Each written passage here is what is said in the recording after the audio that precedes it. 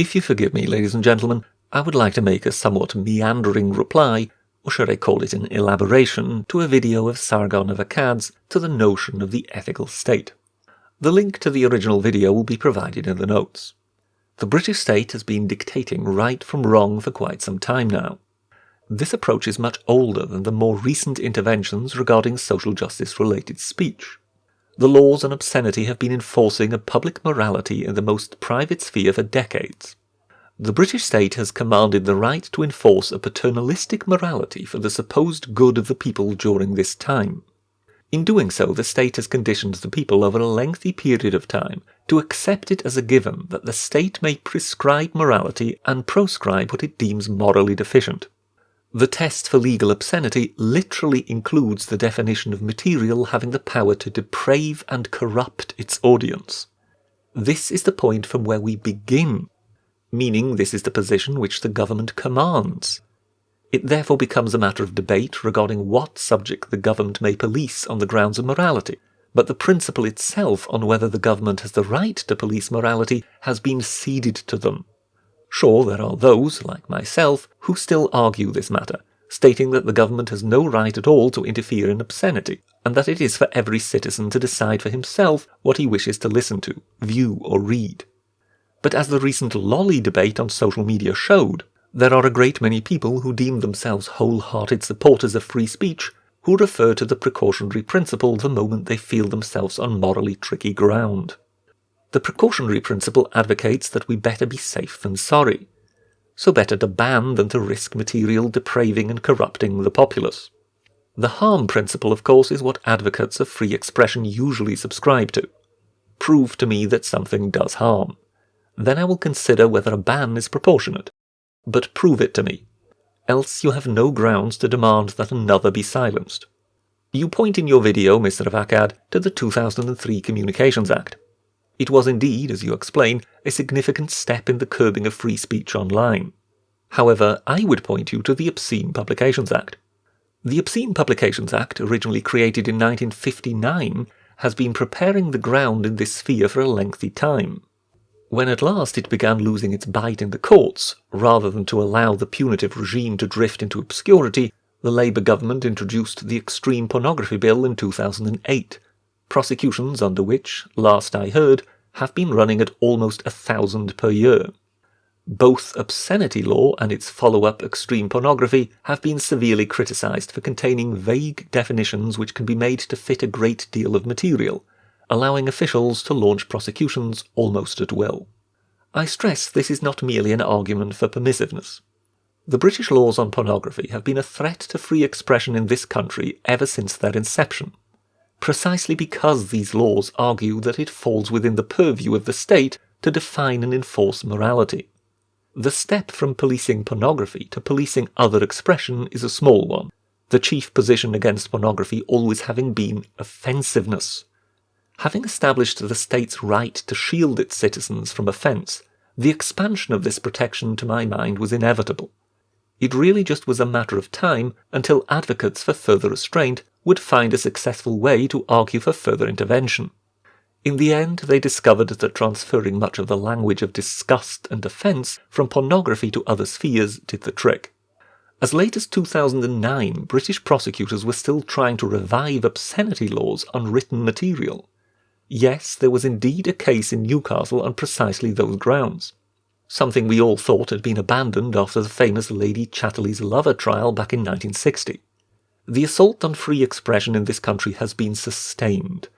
The people's supposed right not to be offended has been zealously enforced. We have had over 50 years of it.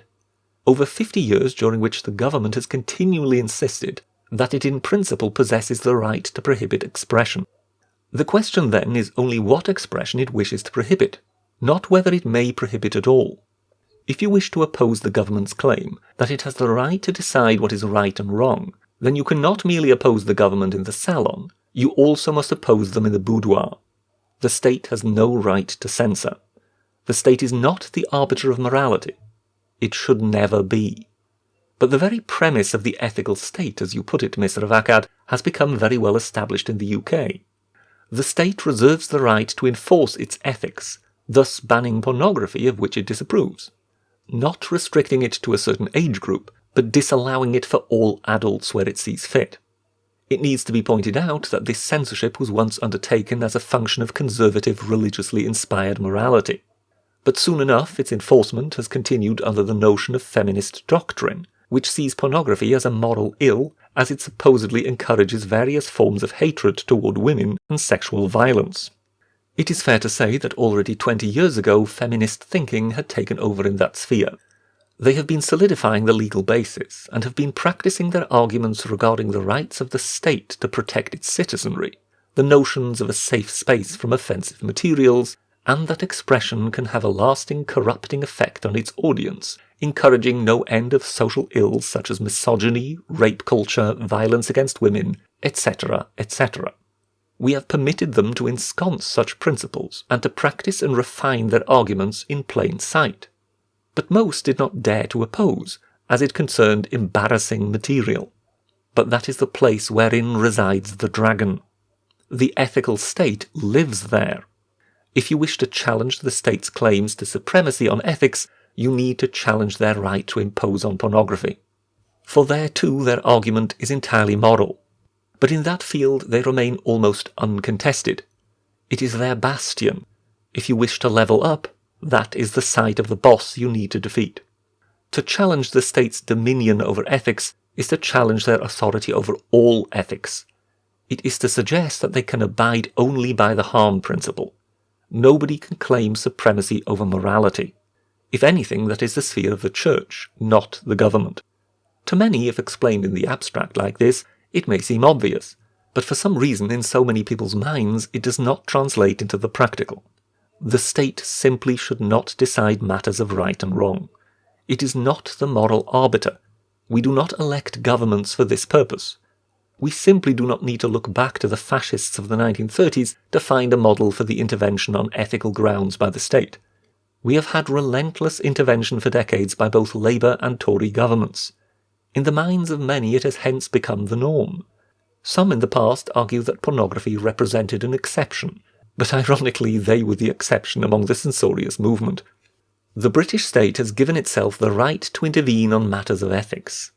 It laid down the legal framework, and it has established itself as the customary arbiter of morality. The main objection by many people I hear on social media is the objection to the interference now affecting a sphere in which they have a particular interest. But to oppose the state in that sphere alone is futile, for the state insists that the principle is long established and accepted. The state is not lying.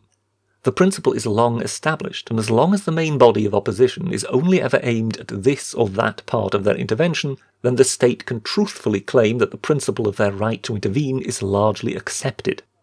And should they ever come to face serious, organised opposition, they will withdraw from their present ground back to their bastion of advocacy against adult material. For they know that as long as they hold that, they own the principle of intervention, and can hope in future to reassert their right in other fields. The truth is simple. They must be defeated throughout. The principle of state intervention on any expression must be smashed. This means they must also be deprived of their right to censor adult material. Else they will eventually regroup on that ground and return once more like locusts. But this means that the people opposing the ethical state must realize just what they are opposing in practice. The state will hide behind no end of morally questionable material, everlastingly asking in an accusatory manner whether you would be prepared to accept this. The answer must be plain. Yes, we would accept, no matter how outrageous or salacious the example may be. Because any permission for the state to police such morality otherwise invariably expands, as we are presently witnessing. And any resort to the precautionary principle will only ever result in more censorship also. For the premise of better safe than sorry will never save us. It will only end up with our supposedly needing protection from an endless array of imagined risks, against which there can be no proper argument as they do not even exist. If you wish to oppose the ethical state, you must observe where the state placed the scalpel before it began its incision. In this case, we know where that was. We have heard of the laws, we have seen Mary Whitehouse rail against filth, We have seen the likes of Claire Short, Harriet Harman, and Diane Abbott fulminate in British politics about female nudity.